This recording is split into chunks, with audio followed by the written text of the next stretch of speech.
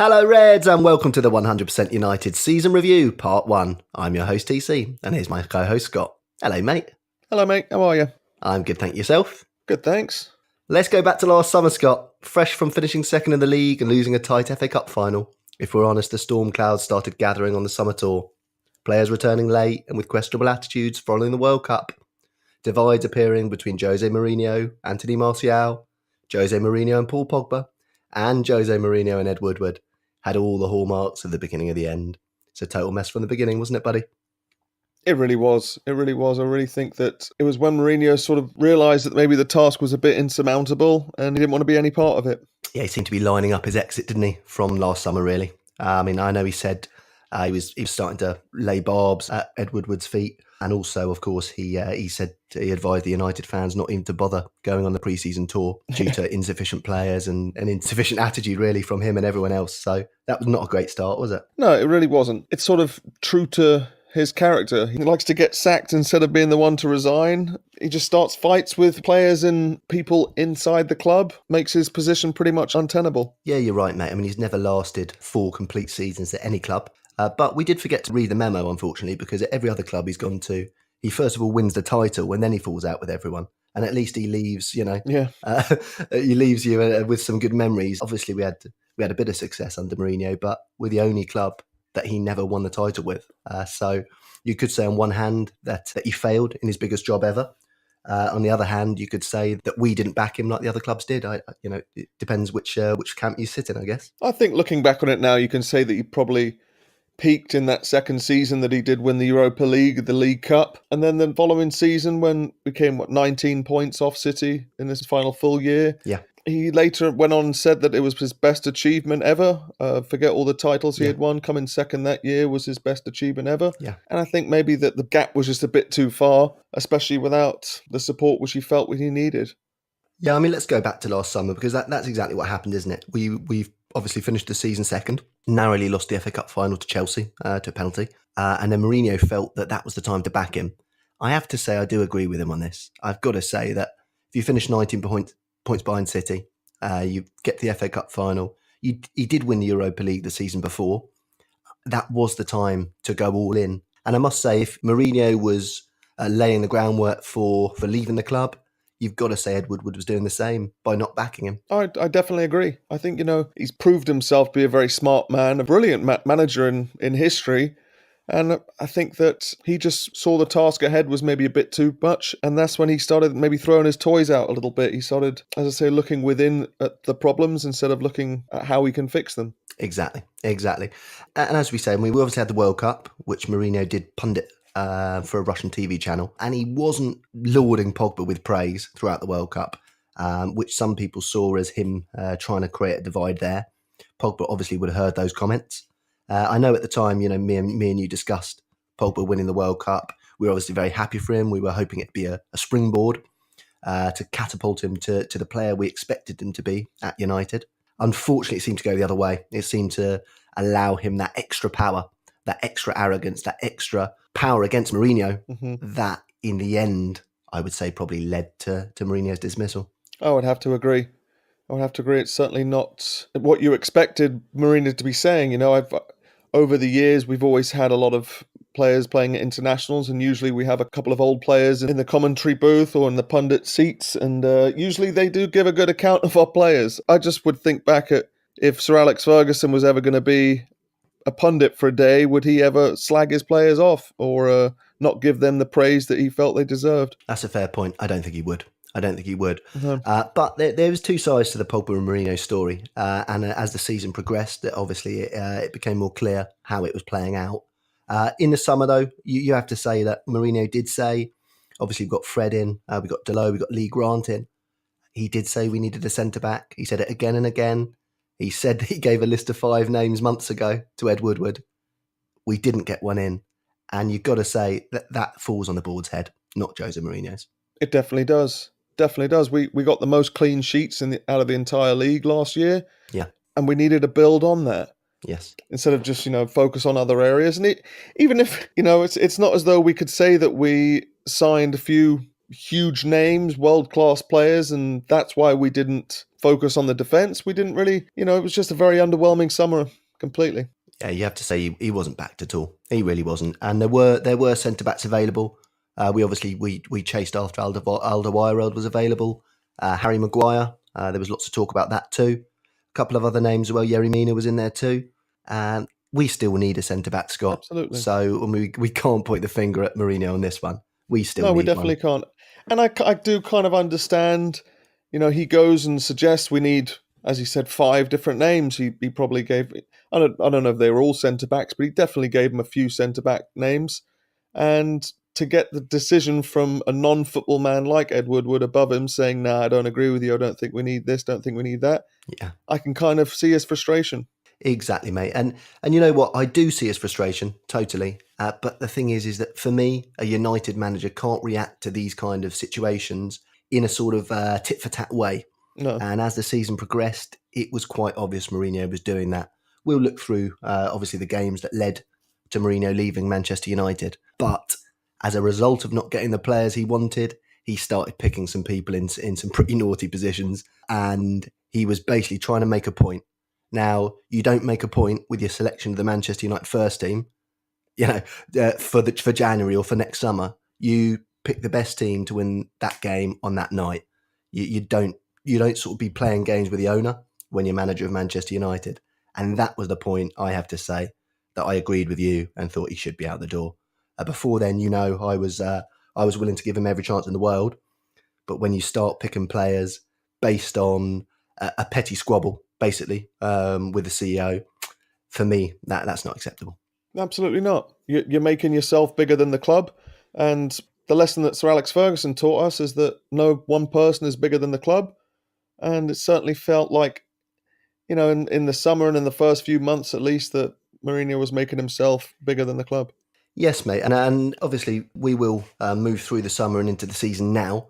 But let's preface now, you mentioned Sir Alex. And obviously, toward the end of last season, we had the situation where the Pogba and Mourinho relationship wasn't flying. It wasn't great. And Pogba decided to not change his hair colour to go to City. City had to win the title.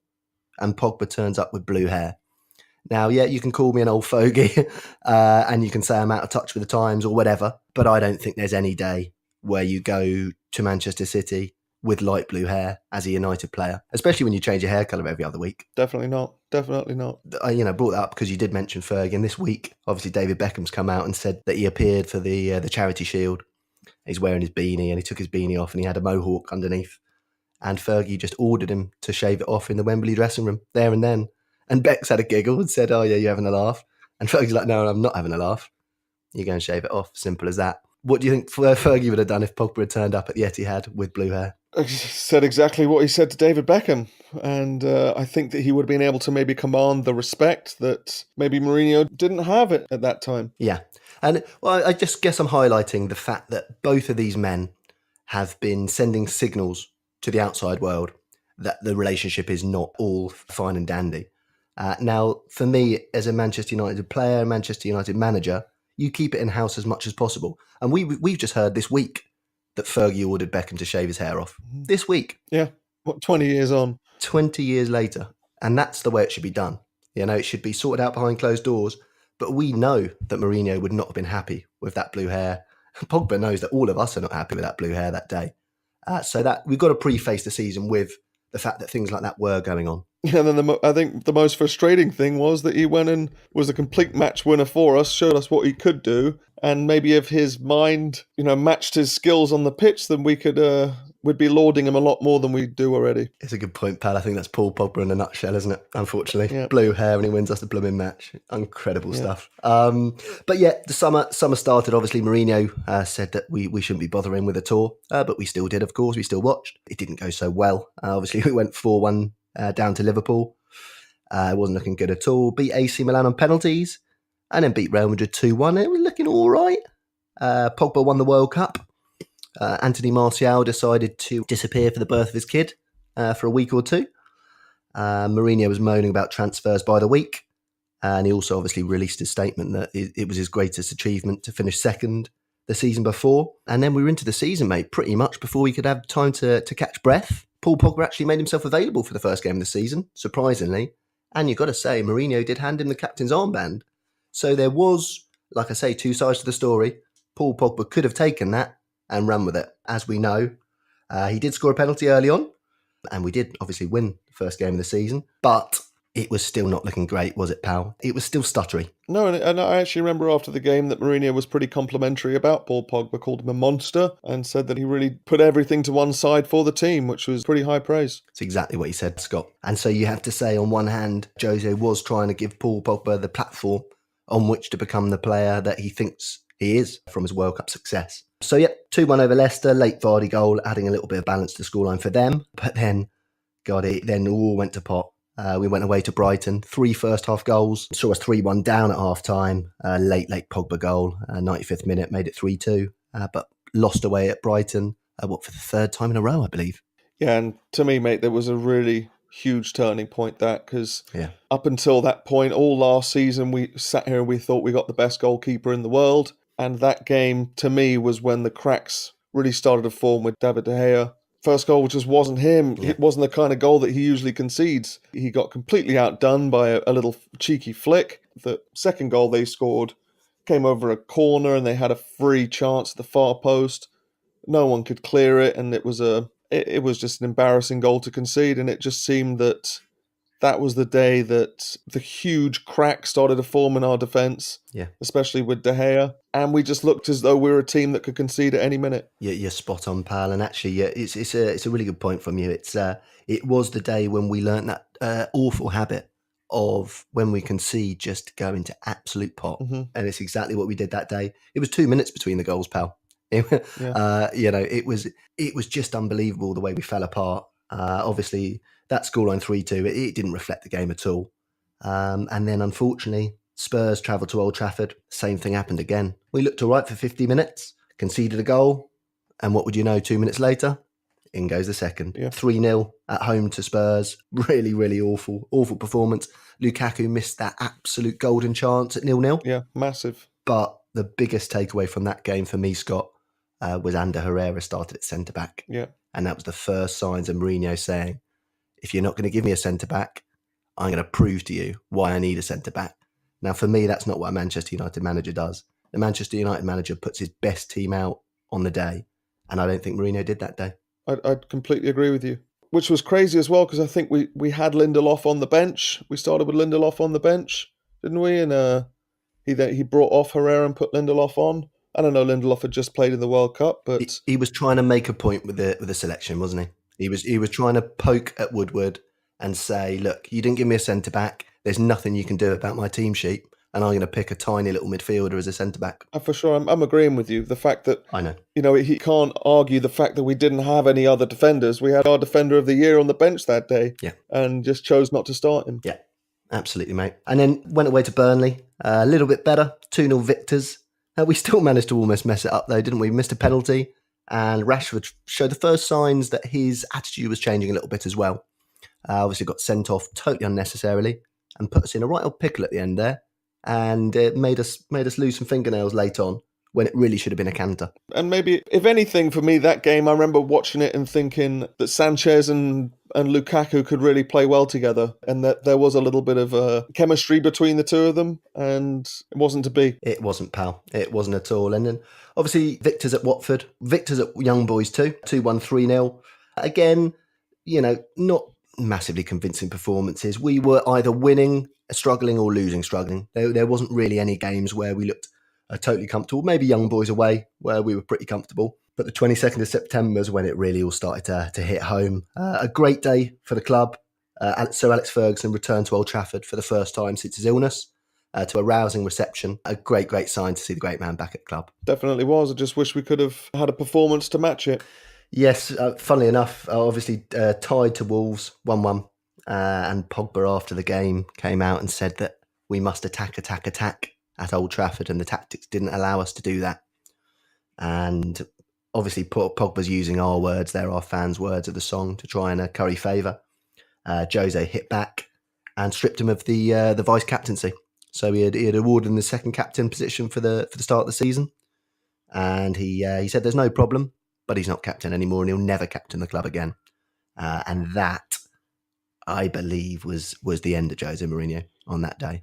I think it was sort of the same as the Brighton game a few weeks before, that we had a good 45 minutes to get an equaliser or to at least score some goals, and that one I remember Martinez scored just after half time and we had the whole half. It wasn't as though they scored in the last 5 minutes and we didn't have time to get the winner. Yeah. And we just huffed and puffed and we just couldn't do anything. And it was it was tough to watch. Oh, God, here we go again. The whole season's been tough. Honestly, this season seems like it's 2 seasons long. It does. It's mental. It really does. Because we had all last summer, the mayhem of last summer. We had the Mourinho months. We had the honeymoon period with Ollie. And then the desperate end of the season too. It seems like we've just been here for eternity, pal. It really does. Yeah, it really does. 3 days later, Derby travelled to Old Trafford. 2-2. Marouane Fellaini having to rescue us in the 95th minute with an equaliser. And we managed to lose a penalty shootout and get knocked out of the League Cup at the first attempt. So another competition that is used as a springboard for clubs that are in sort of a rebuilding stage.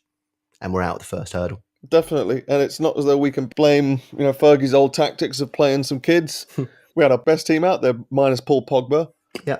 That was the game, wasn't it, that Pogba was sitting next to Andreas Pereira and I think Luke Shaw in the director's box, and he released that video of them all joking around. And regardless of when it went up, you could definitely pull it down after we lost the game, and choosing not to do that was a pretty massive decision on his part. Exactly, pal. And obviously that's 3 days after Mourinho said he's not second captain anymore. So when you put the timeline together, it looks a bit more clear, doesn't it, as to what was going on.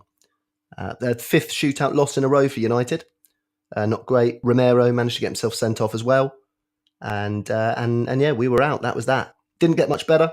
Went away to West Ham, lost 3-1. A total embarrassment in London. Just incredible stuff to end September. And the season was off to an absolute shocker. Yeah, that was ghastly at West Ham that day. We just couldn't get going. And to be honest, it looked like we could have conceded 5 or 6. Yeah, it did, mate. It did. And it didn't get much better, pal. 0-0 against Valencia. Some more dodgy tactical decisions going on. Scraped through against Newcastle 3-2. And then went away to the Bridge, really needing a victory. Went 1-0 down. Anthony Martial showed what he can do when his attitude's right and when his fitness is right. Banged in 2 beauties. It was looking like we were back on track. 2-1 up. And then in the 96th minute, Ross Barkley tore our hearts out of our chest. And we had to share the spoils. Mourinho ended up fighting with Marco Ianni, the Chelsea technical assistant. And it was getting worse and worse, wasn't it, buddy? It was. And I remember that Newcastle game beforehand, we were 2-0 down within 10 minutes and managed to fight back to 3-2. Yeah. Sanchez scored that last minute goal, and you just thought that this could be a huge turning point for us, that maybe Sanchez it was his first goal of the season, I think it was. It was. And he can maybe turn around and onwards and upwards from here.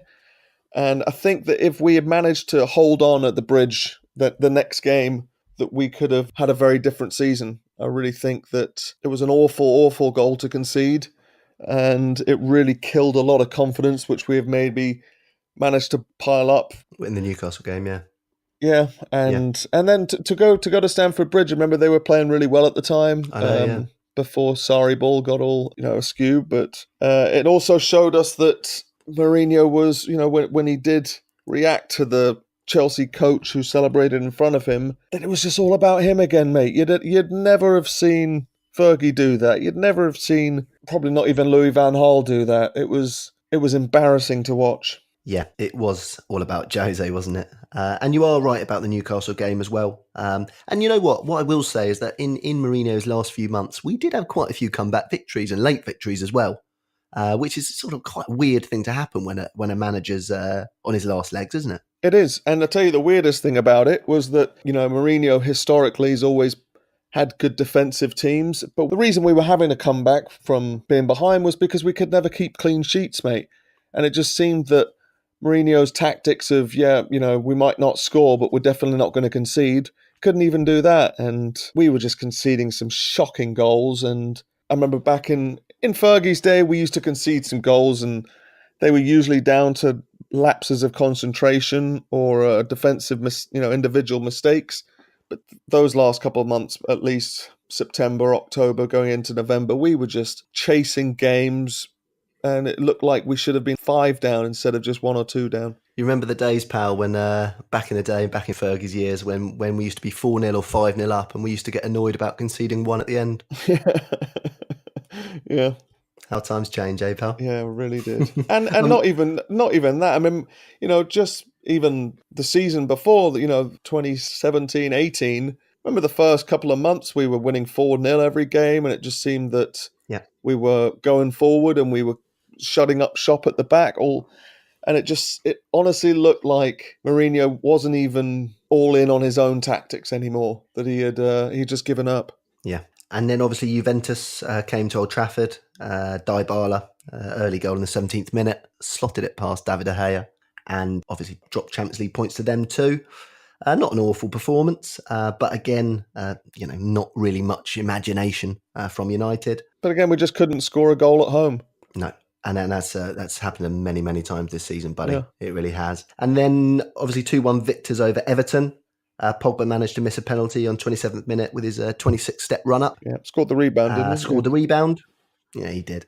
And then Martial continued his good form. Everton pulled one back with a penalty late on. But 3 points to end October, send us into November. And yeah, we started November all right. We picked Bournemouth with another late goal, Rashford on the 92nd minute. Mm-hmm. But Jose said that we should have been 6-2 down at half-time. And so that wasn't a great reflection. Sorry to interrupt, but I think that what you just said completely typifies Jose in those last few months, that we had managed to win a game, but he still manages to pick out faults or slag us off somehow, criticize us somehow. Instead of focusing on how we won a game or the fact we were lucky, this and that, he still manages to pull out all the negatives from the game. We'd never experienced having a boss that did start so many fights with everybody. Yeah. And the last few months, he was just singling out everybody for criticism, even though, we had 10 players played well and one player maybe didn't have a great game, and he just focused on that and didn't keep things in closed doors, said it as publicly as possible. And I think that was a perfect example of that we'd managed to go win in the last minute, and still he brings up, we should have been 6-2 down. It might be a good result, but it was still a bad performance. Yeah, you're right, mate. You're right. And obviously we're talking with the benefit of hindsight now, and obviously with calmer minds. But those last few months, he sucked the energy out of us, didn't he? Sucked the energy out of the club, sucked the energy out of the fans, and you forget how bad it was before he went. Absolutely. It wasn't just the post-match conferences either. It was the pre-match ones that he just wasn't giving us any belief that we were even going to go out and try, let alone win the game. Yeah. Well, you know what, mate? We had one more bright spark, one more glimmer of light before it all went to pot. Travelled away to Juventus, see our old friend Cristiano Ronaldo. He managed to put them ahead in the 65th minute, showed off his six-pack to everyone, and then apologised to United fans. To be honest with you, I think you can keep your apology with that one. You don't show your six-pack and then apologise. You either don't show your six-pack and apologise. I remember it was a fantastic goal though, wasn't it? Oh, well, it was. It was. And I still love the guy. I think if you or I scored a goal that good, I think we'd probably want to take our shirt off as well. Have you seen me play? I'm glad you said that. I thought you were going to say, have you not seen me with my shirt off? I was going to say, no, I haven't. That's all right. That's all right too. 86th minute, Juan Mata lined up a free kick, clipped it in over the wall beautifully. We all went bananas. 3 minutes later, Pogba forced Bonucci into an own goal, and we'd stolen the points. No one could believe it. A lovely night for United again. It really was. It really was. And past our old friend Szczesny, whatever his name was. Yes. And obviously, and that was the last moment Mourinho had. A bit of joy, obviously, went out on the pitch and taunted the Juventus fans. Obviously, he had a great history with Inter Milan, won the treble there. He enjoyed that. We enjoyed that. And that was pretty much our last nice moment with Jose, wasn't it? Yeah, it was. And I think if you actually do look back at that, he was reacting to the taunts that he had been given the whole game from the Juventus fans. Exactly. He didn't go out saying that he had won the game with United. He went out to say he had won the game as Jose Mourinho. And again, separating himself from the club and making it all about himself. It's a fair point. If you want to be critical. It's a fair point. Nah, that's totally fair. 11th of November, City were the opponents. We travelled across the city. No Pogba. Silva scored early, 12th minute. Aguero on the 48th. God, I'm sick of the sight of that guy. Martial with a penalty, 58, and then Gundogan, 86. Again, a whimper. And you must say, we need to buck our ideas up. We can't keep on playing City and just rolling over like a blooming load of cats. No, definitely not. And especially that third goal. I think they'd managed to muster up 30-odd passes beforehand and was sort of just toying with us. It was almost impossible to watch that one, TC. It was, mate. And then, obviously, their next home game, a couple of weeks later, Palace travel to United, 0-0 at home. Another clean sheet. Oh God, got a clean sheet. God, let's get the party poppers out, mate. You know what? You laugh about it, but that is our season, isn't it? We keep a clean sheet, but then we don't score at home. So it's just unbelievable. It was the first clean sheet in like 7 or 8 games, something like that. 12 men behind the ball. Crazy. After the match, Mourinho came out, said the players didn't show enough heart. He said you must play with your brain and also the heart, and I think not enough heart, which is a fair point. But also, I don't think he was making it easy to play for the club at the time. I don't think he was making it easy to be in love with him and the team he was creating. God, it's easy to be in love with a badge. We have all our lives. But yeah, he wasn't making it easy for the players. They weren't making it easy for him either, but it was a two-way street, I'm sure. He was just making everyone so nervous, mate. I remember everyone was just a bag of nerves. They didn't want to put in a performance that would single them out for criticism. He comes out and it's his job to be the one to give the players the motivation to play, right? Yeah. I'm sure that there were players throughout Sir Alex's time that they didn't really feel up for it that game, and he said something and singled them out for motivation or what have you, and they turned it round. Yeah. You know, I remember the 99 Champions League final, the first half, we were awful. We were. Couldn't even get a touch of the ball, let alone a chance. And he delivered such a stirring speech that people still talk about it now, 20 years on. Yeah. And managed to turn things round. Yeah. That put a smile on my face anyway, pal. Thank you very much. Obviously, we needed to beat Young Boys at home to qualify in the Champions League. And we had to wait to the 91st minute. And Big Mo, Marouane Fellaini, the man to save us again late on. We really shouldn't be having to be rescued by Big Mo in the 91st minute against Young Boys of Bern. I mean, that's ridiculous. Another clean sheet, though. 2 in a row. Jack and Akinori. Unbelievable. Don't worry, the next game we leaked 2 at Southampton anyway in the first 20 minutes. So, and the worst thing about that, pal, is that we went down 2-0. The players actually had a bit of blooming something about them that day. And we equalised 33rd, 39th minute. Mm-hmm. But then when we were back to 2-2, we just stopped again, got back in our comfort zone. Yep. And this is this team to a T. It's mental. We literally, we used to when we got embarrassed fight back. Now we just don't even bother with that at all. But we used to fight back to the draw and then stop and just retreat. Incredible. Yeah, well, I think one of my favourite games I ever went to was when we went to White Hart Lane and we went 3-0 down at half-time and came back to win 5-3 in the second half. Oh, what a day. What a day that was. And I just remember we had got the 4th goal. We still weren't even happy with that. We had to go ahead and get the 5th. The job was never done, you know? No, that was a magic day. One of my favourites, that one. I never forget my dad, my classic dad on the way back. We were in a train full of Tottenham fans and everyone's sitting there like, if I see a United fan, I'm going to give him a good hiding. And my dad leaned over 2 of them and said to me, so son, how did Giggsy play? And I remember just thinking, oh God, not the time, Dad. Blooming brilliant, I would have thought. Yeah. Bless him. Yeah, bless him indeed. After the Southampton game, Jose, he did say we're lacking mad dogs in midfield. So again, sort of launching barbs at certain individuals. I think he is right. And then obviously Arsenal travelled to United, 2-2.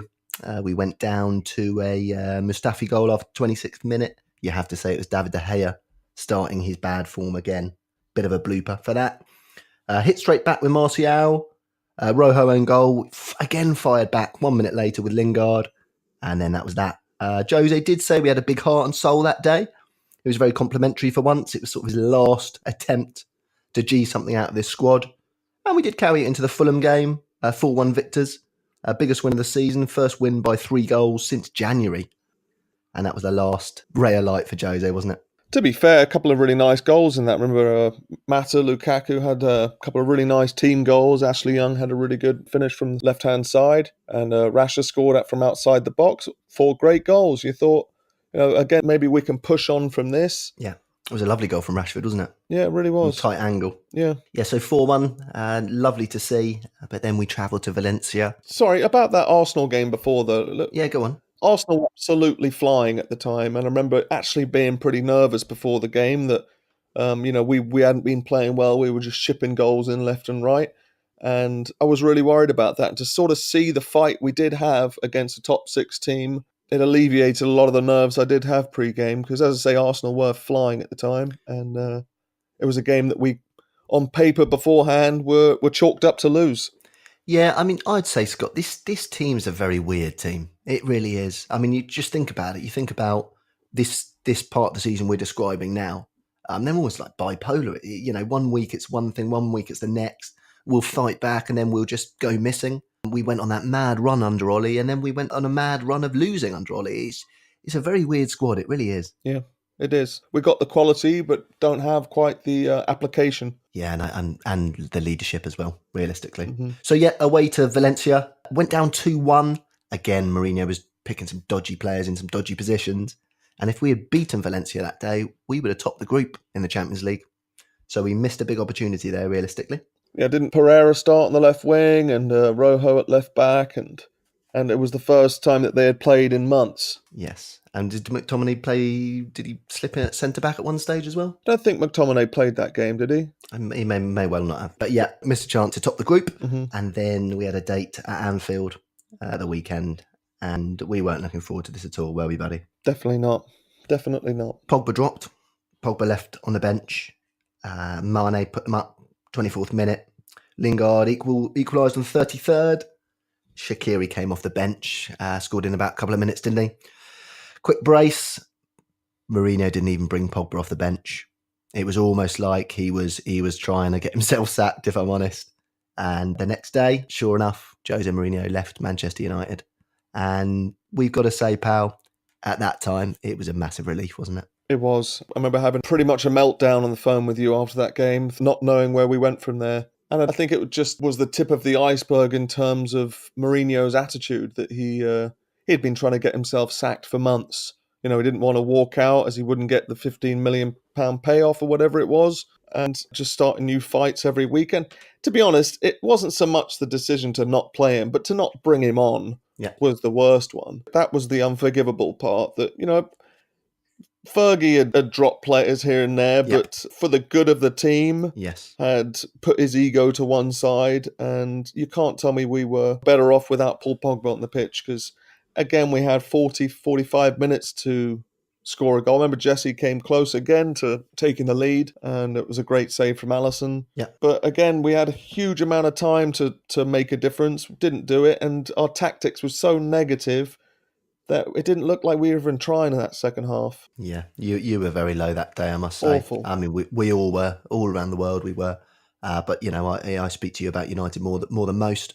And normally, you know, we see the silver lining on the cloud. Mm-hmm. But that day, there was no silver lining. It was a black sky.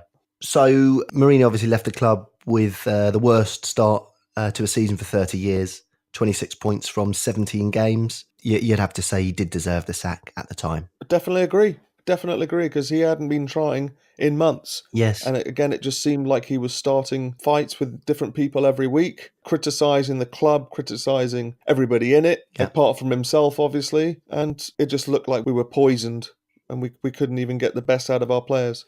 Yeah, it's a bit sad, isn't it? Because obviously he won the League Cup, won the Europa League, finished second in the league, got to the FA Cup final. And if we could have built on that, then maybe we would have seen a bit of the old Mourinho magic. But he seemed blind to the divides he was creating. He seemed blind to the fact that United's not a club that accepts someone being me. He had to change. And I think he did try to change in the beginning. But when he wasn't getting the backing, or he felt he wasn't getting the backing, he started reverting to type.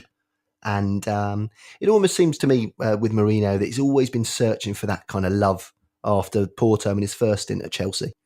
He obviously won the title with Chelsea, won the title with Porto, Champions League, and he was totally accepted by the fans of Porto, totally accepted by the fans of Chelsea. And it seemed after that he kind of played up to his pantomime villain reputation. And he was always searching. Of course, he had that magical year at Inter, but it was almost like a fling. And yeah, it seems to me that he's always been searching for that two-way love that he had in the beginning. Yeah, I would have to agree. I would have to agree with you. Yeah, and what I will say is a massive turning point. It's obviously not last season, this season, was when Zlatan injured his knee. Now, I've said to you before, I said to you in the podcast, that Zlatan, to me, was a great influence on Pogba. He was the obvious main man in the dressing room. Pogba couldn't look across at Zlatan and say, I'm a bigger star than you, because he simply wasn't. So Zlatan had that power over Pogba. Yeah, he kept everyone in check, didn't he? Exactly. And obviously Mourinho had his ear as well. And that, I believe, was a big, big turning point in Mourinho's United career. I just wonder if Zlatan had stayed again for another year, and maybe another year as a sort of as a bit part player, possibly.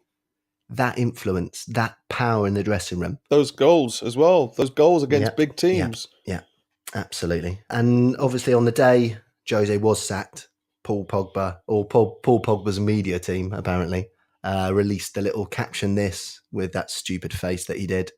For me, that was deplorable. Yeah, it really was. It showed just a petulant kid who had won a battle, not the war, and decided to go public with it. And I remember Gary Neville's comments to him, you could do one as well. Yeah. Heard a lot of what we were all thinking, you know?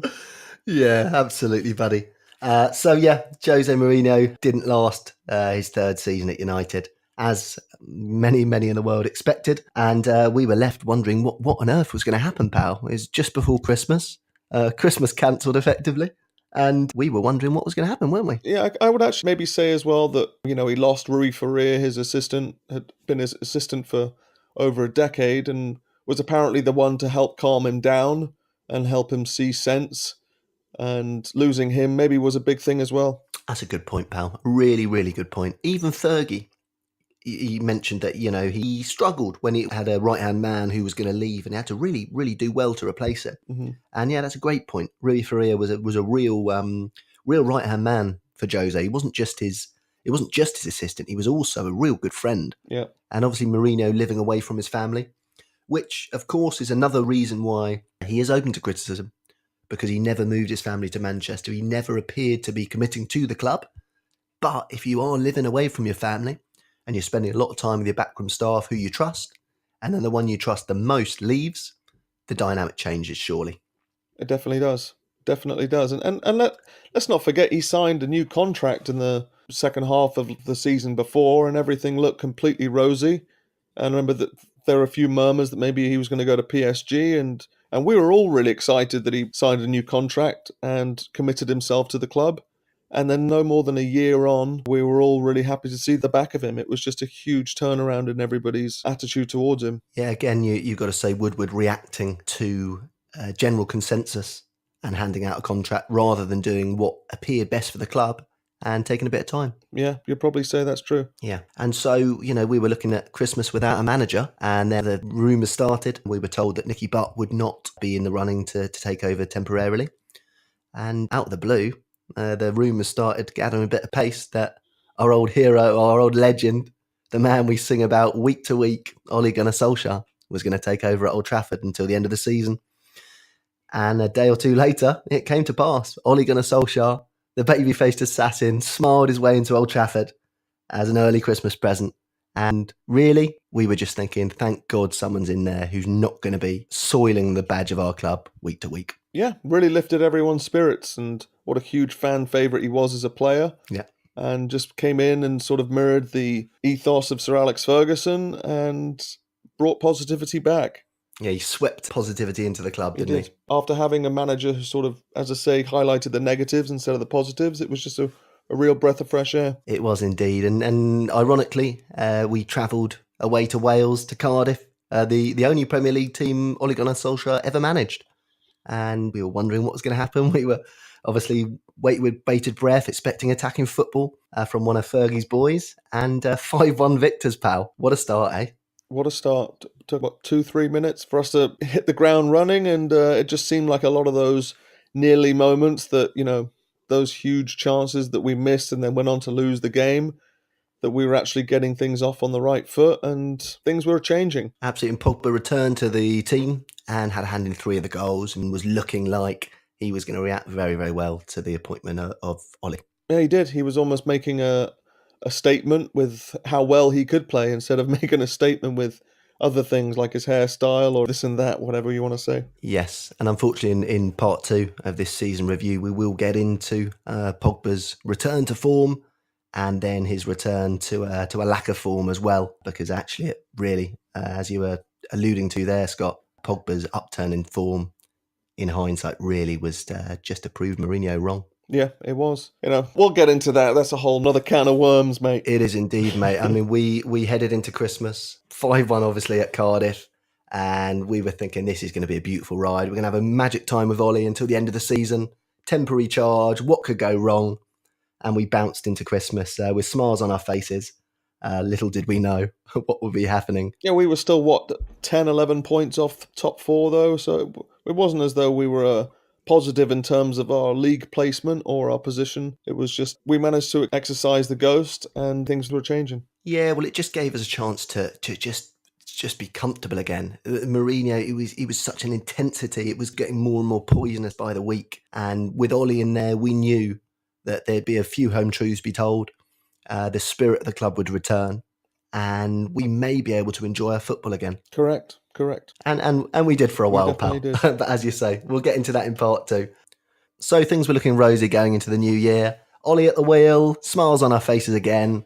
We'll be covering all of that in part 2 of the 100% United season review. Don't forget to subscribe on iTunes, Spotify, and all the other apps.